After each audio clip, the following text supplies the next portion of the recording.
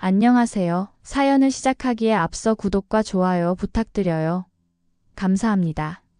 사연 시작해 볼게요. 저는 26의 남편을 만나 결혼했어요.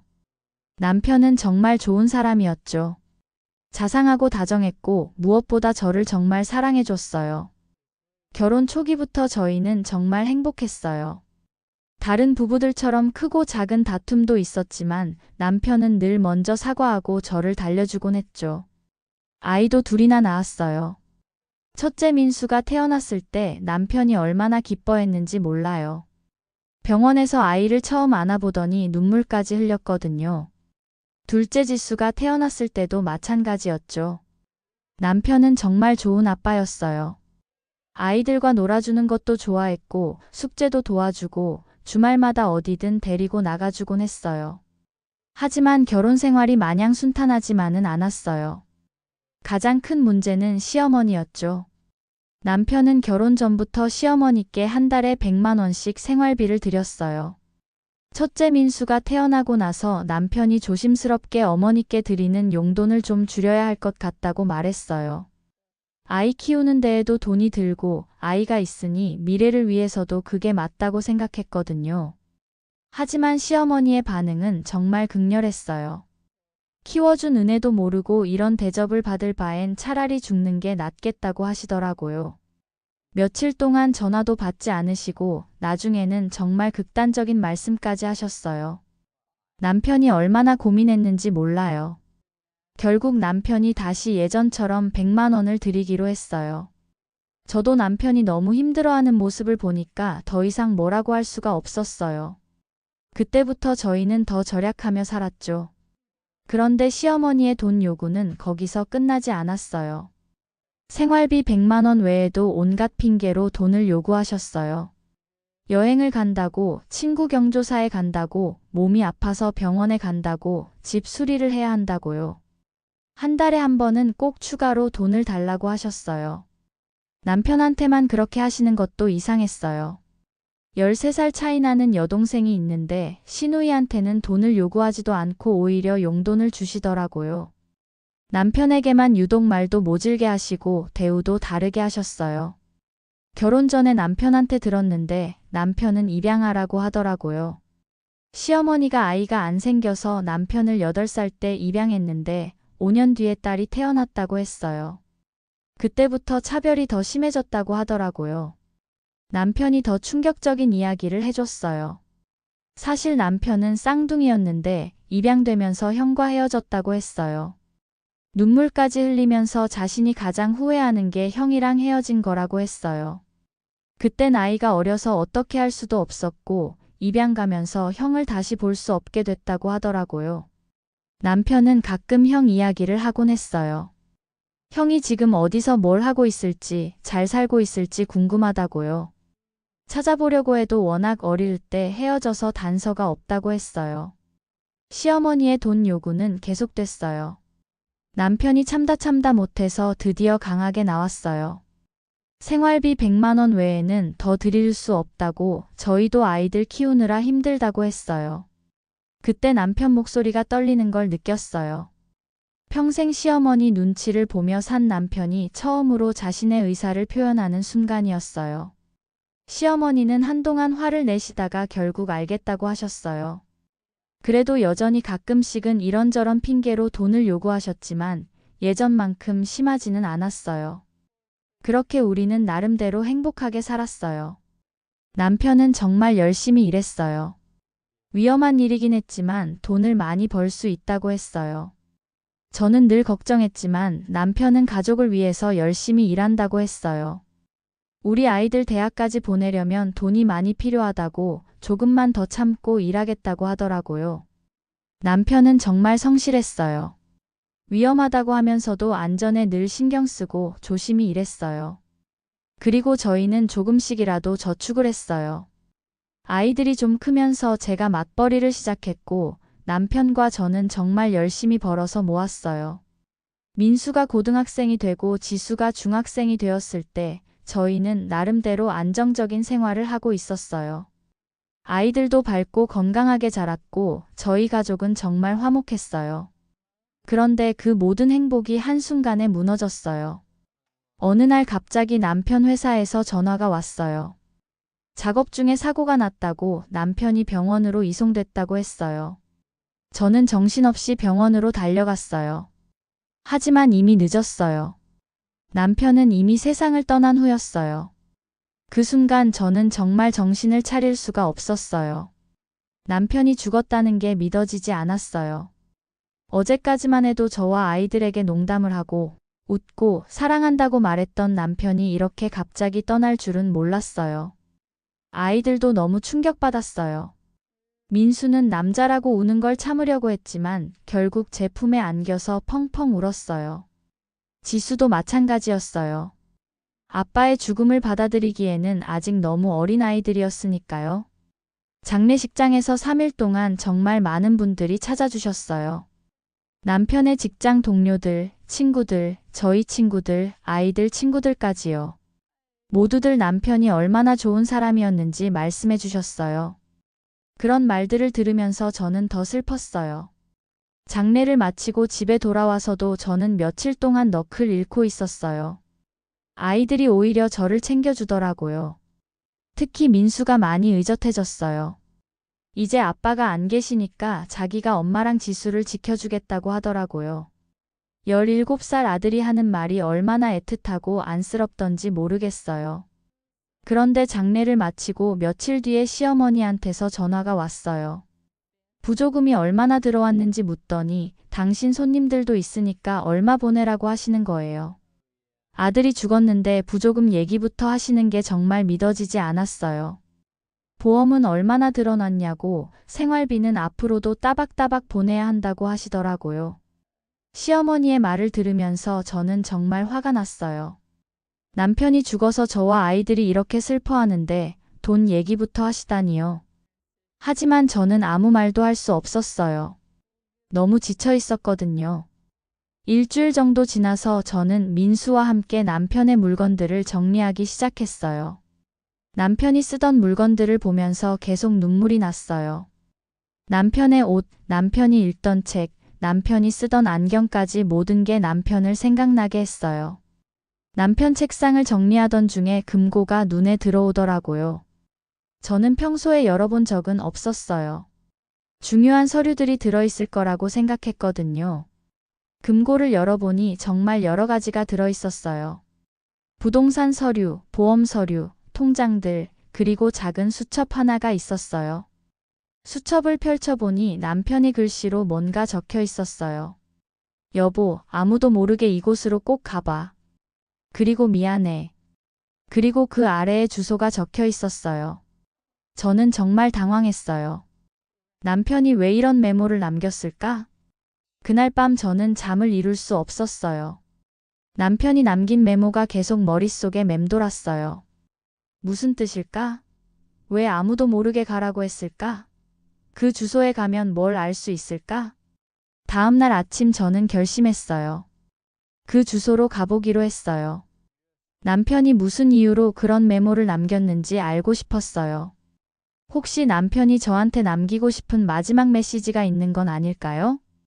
그 주소로 향했어요. 생각보다 조용한 주택가였어요. 깔끔한 단독주택들이 늘어서 있는 곳이었어요. 택시에서 내려서 그 주소를 확인했어요. 저는 한참 망설였어요. 용기를 내서 초인종을 눌렀어요. 그런데 안에서 발소리가 들려왔어요. 누군가 문 쪽으로 다가오고 있었어요. 문이 열렸어요. 그 순간 저는 정말 깜짝 놀랐어요. 죽은 남편이 문을 열고 나온 거예요. 저는 너무 놀라서 비명을 지를 뻔했어요. 하지만 자세히 보니 뭔가 달랐어요. 남편과 똑같이 생겼는데 느낌이 조금 다른 거예요. 표정도 다르고 말투도 다르고 심지어 머리 스타일도요. 그때 저는 문득 생각이 났어요. 남편이 말했던 쌍둥이 형 이야기가요. 설마 이분이 남편이 쌍둥이 형일까? 저는 떨리는 목소리로 혹시 남편의 형이냐고 물었어요. 그분은 저를 보더니 깜짝 놀라시더라고요. 그러더니 제 손을 잡고 눈물을 글썽이시면서 설마 동생에게 무슨 일이 생긴 건가요? 라고 물으시더라고요. 저는 그때서야 확신했어요. 이분이 남편이 쌍둥이 형이라는 걸요.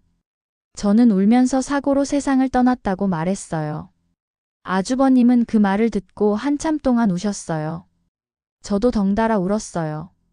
이렇게 슬픈 소식을 전해드리는 것도 마음이 아팠어요. 거실에 앉아서 자세한 이야기를 나누었어요. 아주버님 말씀으로는 남편과 다시 만난 지 겨우 2년밖에 안 됐다고 하시더라고요. 동생이 정말 열심히 자기를 찾았다고 하시더라고요. 사실 아주버님도 동생을 찾고 있었다고 해요. 그런데 아주버님은 미국으로 입양이 돼서 찾기가 쉽지 않았다고 하시더라고요. 아주버님은 미국에서 자라셨지만 언젠가는 한국으로 돌아와서 동생을 찾을 거라고 생각하셨대요. 그리고 2년 전에 드디어 동생을 찾았다고 하시더라고요. 그때 얼마나 기뻤는지 모른다고 30년 넘게 헤어져 있었는데 다시 만났을 때는 정말 꿈 같았다고 하시더라고요. 아주버님은 미국에서 사업을 하셨는데 꽤 성공하셨다고 해요. 그래서 지금은 한국으로 돌아와서 사업을 확장하고 계신다고 하더라고요. 저는 궁금했어요. 왜 남편이 저한테 형 이야기를 하지 않았을까요? 형을 찾았다는 그 기쁜 소식을 왜 저와 아이들에게 말하지 않았을까요? 아주버님이 그 이유를 설명해 주셨어요. 동생이 어머니 때문에 걱정이 많았다고 하시더라고요. 아주버님이 잘 산다는 걸 알면 또 돈을 요구할 거라고 해서 일단은 비밀로 하자고 했다고 하시더라고요. 남편이 시어머니를 얼마나 부담스러워했는지 알고 있었으니까요. 형님까지 그 고생을 시키고 싶지 않았던 거겠죠. 그리고 동생이랑 30년 넘게 헤어져 있었으니까 서로에 대해 알아가는 시간이 필요하다고 했다고 하시더라고요. 그리고 친부모님도 찾고 있었다고 하더라고요. 그래서 그 후에 저에게 이야기할 거라고 했다고 하더라고요. 아주버님의 말을 듣고 나니 이해가 됐어요. 남편이 시어머니가 시누이를 대하는 모습을 늘 부러운 눈빛으로 쳐다보는 걸 전 알고 있었거든요. 친부모님에 대한 그리움도 컸을 거예요. 저는 형님에게 남편과 저희 가족 이야기를 해드렸어요. 아이들 이야기도 하고 남편이 얼마나 좋은 아빠였는지도 말씀드렸어요. 아주버님은 조카들 사진을 보면서 정말 좋아하셨어요. 동생이 정말 행복하게 살았구나. 좋은 아내를 만나서 예쁜 아들들도 낳고. 정말 다행이라고 하시더라고요. 아주버님은 결혼을 하지 않으셨다고 해요.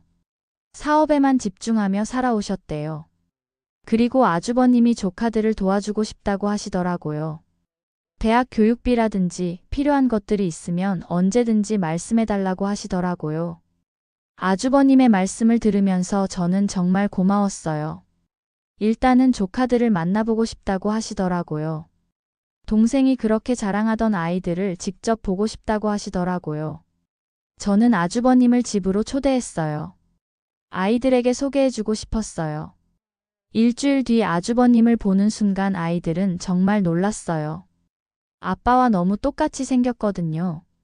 지수는 처음에는 아빠인 줄 알고 달려가려고 했어요. 하지만 민수가 지수를 말렸어요. 저분은 삼촌이라고 아빠가 아니라고 하면서요. 민수는 이미 마음의 준비를 하고 있었지만 실제로 보니까 정말 신기하다는 표정이었어요. 아주버님은 아이들을 보자마자 눈물을 흘리셨어요. 정말 동생을 닮았다고, 특히 민수는 동생 어릴 때랑 똑같다고 하시더라고요. 아이들은 형님의 이야기를 들으면서 정말 좋아했어요. 아빠에 대해 새로운 사실을 알게 되니까 더 재밌어 하는 것 같았어요. 아주버님은 저에게도 많은 도움을 주셨어요. 아이들 교육비 걱정은 하지 말라고 하시면서 앞으로 계속 도와주시겠다고 약속하셨어요.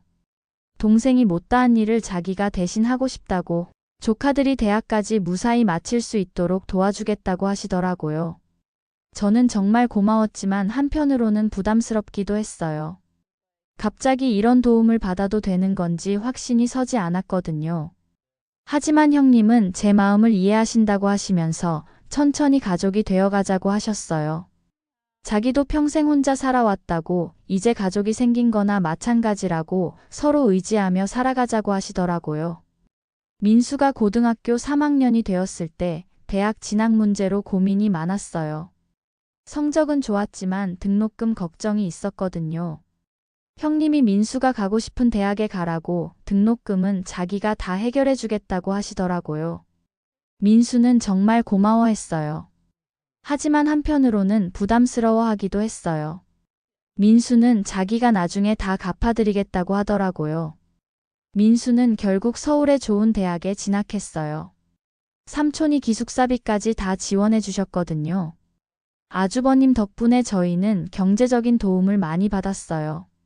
하지만 그보다 더 중요한 건 가족이 생겼다는 거예요. 남편이 세상을 떠난 후 느꼈던 그 외로움이 많이 사라졌어요. 하지만 모든 것이 완벽하지만은 않았어요. 가끔 의견이 다를 때도 있었어요. 아이들 교육 방침이나 진로에 대해서 말이에요. 형님은 미국에서 자라셨으니까 생각하는 방식이 조금 달랐거든요. 그리고 시어머니 문제도 여전히 남아 있었어요. 아주버님 존재를 언제 알려드려야 할지 계속 고민이었어요. 남편이 그렇게 걱정했던 일이잖아요. 결국 민수대학 졸업식 때 아주버님과 시어머니가 마주치게 됐어요. 시어머니는 처음에 남편인 줄 알고 깜짝 놀라셨어요. 그리고 사정을 알게 된 후에는 역시나 돈 이야기를 하시더라고요. 아주버님은 정중하게 대응하셨지만 시어머니의 요구는 단호히 거절하셨어요. 시어머니는 화를 내셨지만 아주버님은 전혀 동요하지 않으셨어요. 미국에서 사업하면서 이런 일들을 많이 겪어보셨나 봐요. 남편이 세상을 떠난 지 벌써 5년이 지났네요. 그동안 정말 많은 일이 있었어요. 슬픔도 있었고 기쁨도 있었고 새로운 가족도 만났고요. 지금 돌이켜보니 남편이 남긴 그 수첩이 정말 소중한 선물이었어요. 남편은 마지막까지 가족을 생각했던 거예요. 자신이 떠난 후에도 가족들이 잘 살 수 있도록 길을 만들어둔 거죠.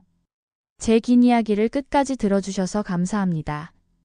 구독과 좋아요, 알림 설정까지 잊지 마세요.